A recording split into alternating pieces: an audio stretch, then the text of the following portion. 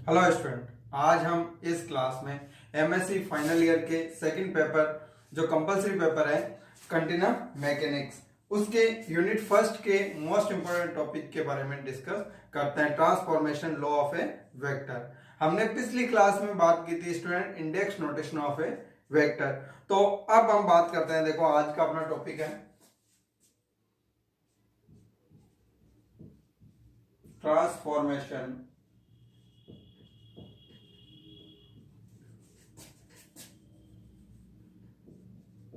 Law of A vector.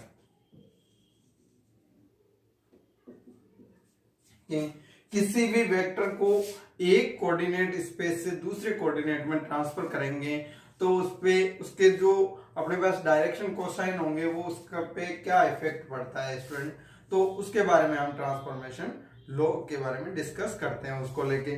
तो यहाँ पे मैं स्टूडेंट दो अपने पास यहाँ पे टू डायरेक्शन अपने पास जो स्पेस है वो ले लेता हूं। जनरली अपना एक जो हम लेते हैं स्टूडेंट, मैंने पिछली क्लास में हमने बात की थी index notation of A vector, तो वहां पे हमने डायरेक्शन कोसाइन एक्स जो कोऑर्डिनेट एक्सिस है उनको हमने चेंज किया था कि यहाँ पे अलग लेंगे, और कारण भी बताया था मैंने क्यों लेते हैं, क्योंकि वहां एक्स वाई और जेड होते हैं डायरेक्शन को जो अपने कोऑर्डिनेट्स होते हैं एक्सिस, तो लेकिन यहाँ पे y1 y2 और y3 लेते हैं। जैसे ये y1 axis, y2 axis and y3 axis. Origin अपना पॉइंट O होता है। इनके अकॉर्डिंग हमने यूनिट वेक्टर की भी बात की थी। आई कैप, जे कैप और के कैप होते हैं अपने यूनिट वेक्टर, लेकिन यहाँ पे हम E1 वेक्टर, E2 वेक्टर और E3 वेक्टर के बारे में डिस्कस किया था। तो ये हमारा पास जो स्पेस है स्टूडेंट, हम इस स्पेस को कहते हैं अनप्राइम्ड स्पेस। तो इसके अंदर हमारे पास किसी वेक्टर का नोटेशन होगा। तो नेक्स्ट हम ले लेते हैं इसी जो स्पेस है उसको हम किसी एंगल पे रोटेट कर देते हैं, तो सभी एक्सेस होंगे। ये पर्टिकुलर जो ईच देयर एक्सेस है ये 90 पे होते हैं, सभी एक दूसरे के कितने 90 डिग्री पे होते हैं। लेकिन जब हम एंगल करेंगे तो इनमें एंगल चेंज हो जाता है। इनके बीच में तो 90 रहता है, लेकिन जैसे सपोज करो y2 यहाँ आ जाएगा, y3 यहाँ होगा, y1 यहाँ आ जाएगा, ये रोटेट हो जाएगा, तो इस प्रकार की कंडीशन, तो उसको हम ले लेते हैं प्राइम्ड। जैसे ये हमने ले लिया यहाँ पे,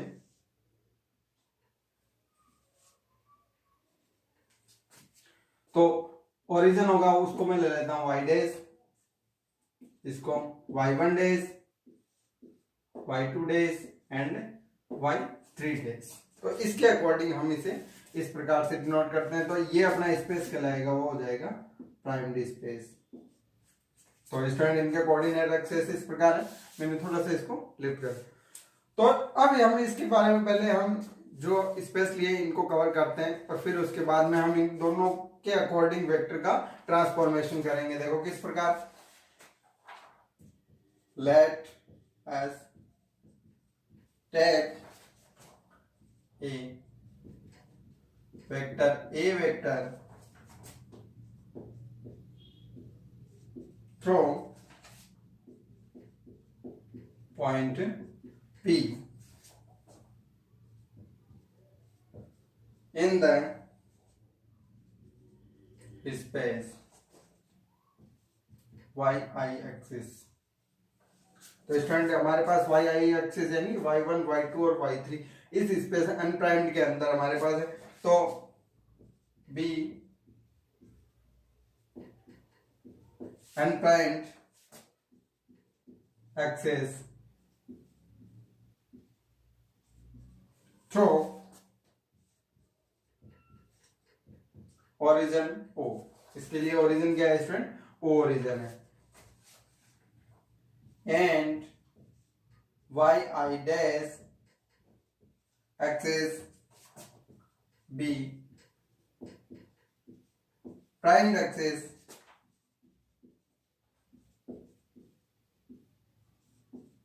थ्रू ओरिजिन O डैश। इसके लिए हमने लिया है ओ डेज ले लिया स्टूडेंट। अब हम इन दोनों स्पेस को कंबाइन करते हैं और फिर वेक्टर के लिए ट्रांसफॉर्मेशन लॉ फाइंड आउट करते हैं। तो इनको जब कंबाइन करेंगे तो स्टूडेंट किस प्रकार हो जाएंगे,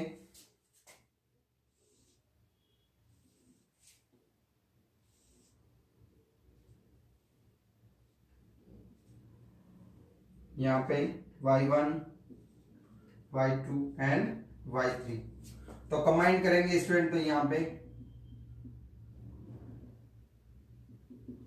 इनके बीच में तो एंगल स्टूडेंट 90 रहता है,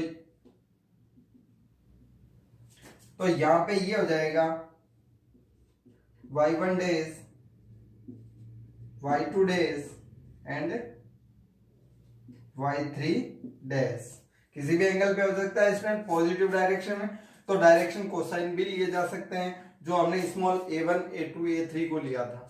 तो यहाँ पे स्टूडेंट अब हम कोई किसी वेक्टर ए के लिए डिनोट करते हैं, हमने कहा थ्रू द ए वेक्टर, तो यहाँ पे वेक्टर है तो उसका पोजीशन वेक्टर, ये हमारा ए वेक्टर है जो कहां से हो रहा है पी पॉइंट से थ्रू। अब हम इसको ओरिजिन पॉइंट है, इसको हम ले लेते हैं पी, क्योंकि ये कहीं भी हो सकता है स्टूडेंट, उसको हम पी को हम यहाँ ओरिजिन मान के इसको कैलकुलेट करेंगे। तो इसके अकॉर्डिंग क्या हो जाएगा, देखो अब यहाँ पे डायरेक्शन कोसाइन क्या होंगे उसके अकॉर्डिंग हम बात करेंगे। तो सबसे पहले देखो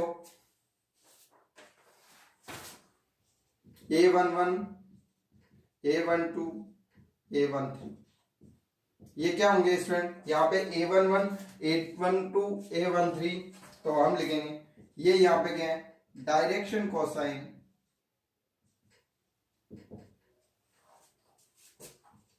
of the y dash axis with respect to y1 y2 and y3, इन तीनों के एक्सेस के अकॉर्डिंग होगा। यानी कि जो y1 डेश एक्सेस है स्टूडेंट, इनके अकॉर्डिंग तीनों के लिए, किसके लिए y1 y2 और y3, इसके लिए कौन सा एक्सेस स्टूडेंट सॉरी यहाँ पे 1 होगा। यानी कि y1 डेश एक्सेस है, इसका तीनों से डायरेक्शन कोसाइन क्या होगा उसके हम यहाँ पे कैलकुलेट करेंगे, जिसको ये अपने पास डायरेक्शन कोसाइन होंगे किसके, इस a1 डेश जो अपने पास होगा इस कोऑर्डिनेट एक्सेस का y1 y2 और y3 के, यानी कि अनप्राइम्ड के साथ। फिर हम बात करते हैं next similarly a21 a22 a23, तो ये हो जाएगा direction cosine of the y2 dash axis with respect to y1 y2 and y3 axis। इसी प्रकार एंड 31 a32 a33, तो ये हो जाएंगे student direction cosine of the y3 dash axis with respect to y1 y2 y3 axes. तो student ये इस प्रकार से हमारे पास डायरेक्शन जो कोसाइन है वो इस प्रकार से होंगे, स्मॉल ए से हम यहाँ पे डायरेक्शन कोसाइन को डिनोट करते हैं स्टूडेंट। तो ये तो हमारे पास बात है। अब हम इसको एक मैट्रिक्स के रूप में लिखें जिससे कि ये एक साथ हम ज्ञात कर सके। देखो किस प्रकार से, तो उसके लिए बात करते हैं।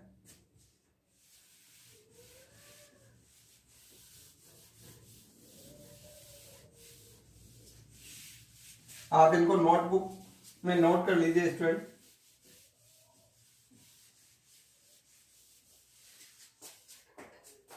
तो यहां पे अपने पास क्या हो जाएगा,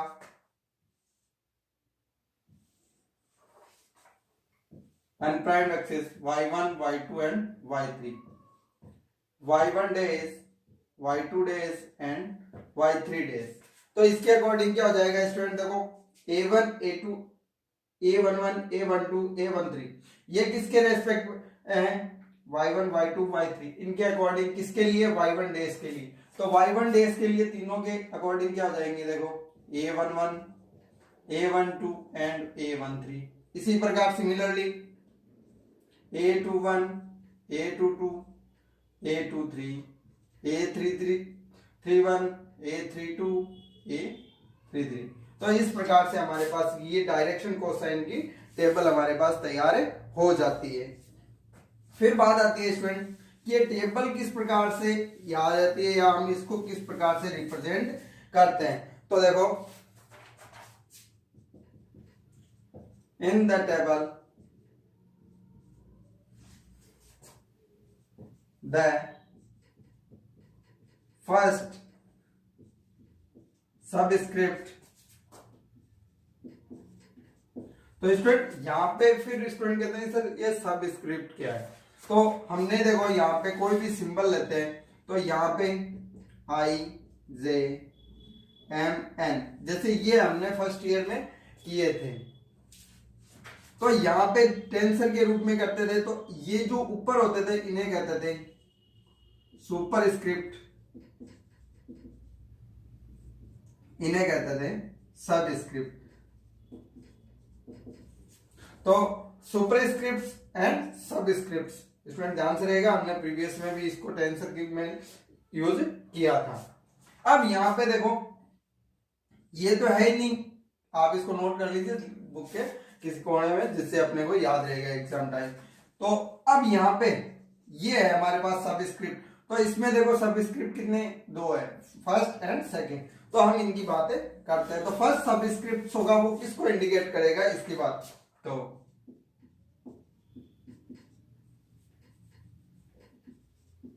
इंडिकेट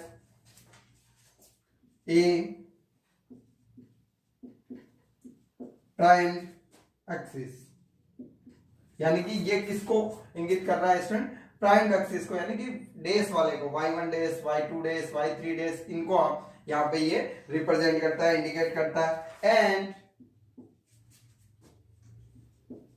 देन सेकेंड सबस्क्रिप्ट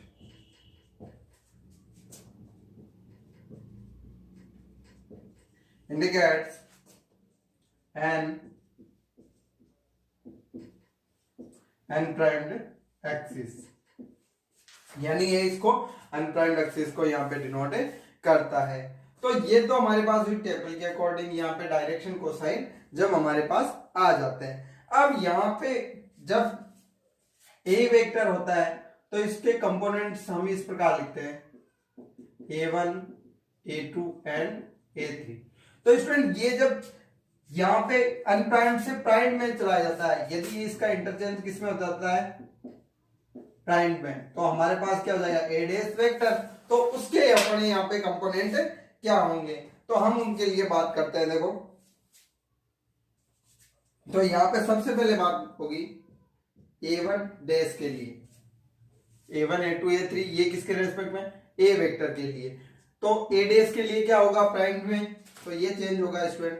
तो A1 है तो इसके अकॉर्डिंग हमारे पास हो जाएगा A11 A1 plus A12 A2 plus A13 A3। तो स्टूडेंट देखो यहाँ पे क्या चेंज हो रहा है? A1 तो यहाँ पे फिक्स रहता है कि 1 2 ये किसके अकॉर्डिंग चल रहे हैं, तो हम इसको इस प्रकार से रिप्रेजेंट कर सकते हैं A1 J AG। Similarly A2 days तो ये हो जाएगा किसके लिए? सबस्क्रिप्ट के अकॉर्डिंग है, तो A21 A1 plus A22 A2 plus A23 A3। तो हम इसको लिख सकते हैं A2J AJ।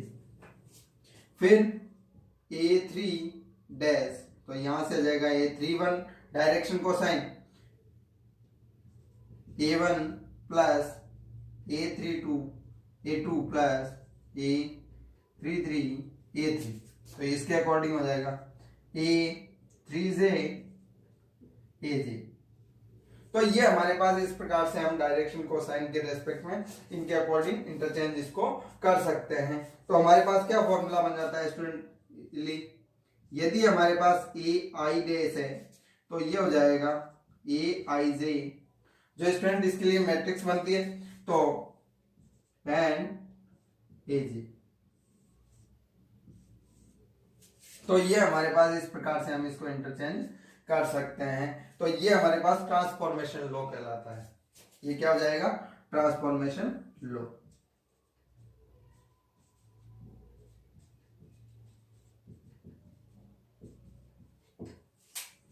फिर बात आती है स्टूडेंट इसके अकॉर्डिंग, यहाँ पे ये जो हमें मैट्रिक्स की फॉर्म में दिखाई देता है डायरेक्शन कोसाइन का, तो ये ट्रांसफॉर्मेशन मैट्रिक्स कहलाएगी। क्या कहलाएगी, ट्रांसफॉर्मेशन मैट्रिक्स। देखो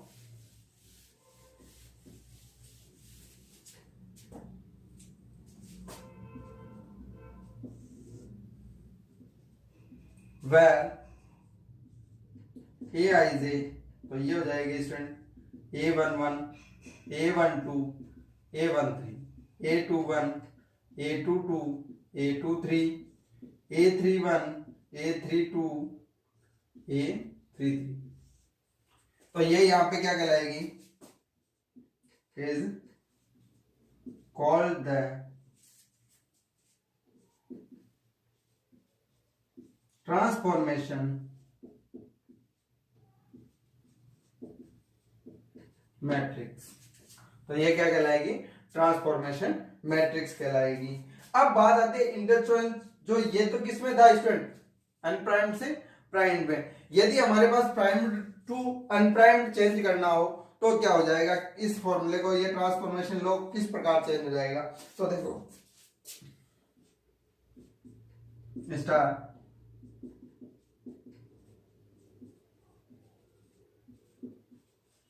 interchanging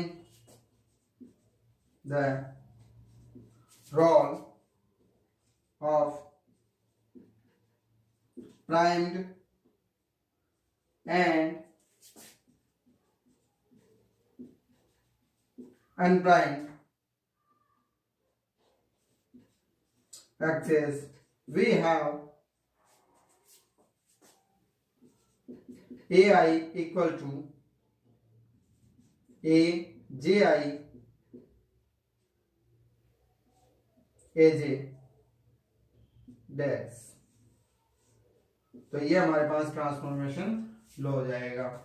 तो यहाँ पे इसके अकॉर्डिंग हम यहाँ पे चेंज कर देंगे स्टूडेंट। तो आपको ये दोनों फॉर्मूले ध्यान रखने हैं, जिससे सबसे ज्यादा तो हमारे पास एग्जाम में क्वेश्चन आता है तो इस फॉर्मूले का यूज ज्यादा होता है। ट्रांसफॉर्मेशन लॉ का जो फॉर्मूला है इसका यूज यहाँ पे मैक्सिमम होता है। एक क्वेश्चन तो आपको डेफिनेटली यहाँ पे मिल जाता है इससे, या इससे रिलेटेड थ्योरम्स है वो आपको एग्जाम में मिल जाती है।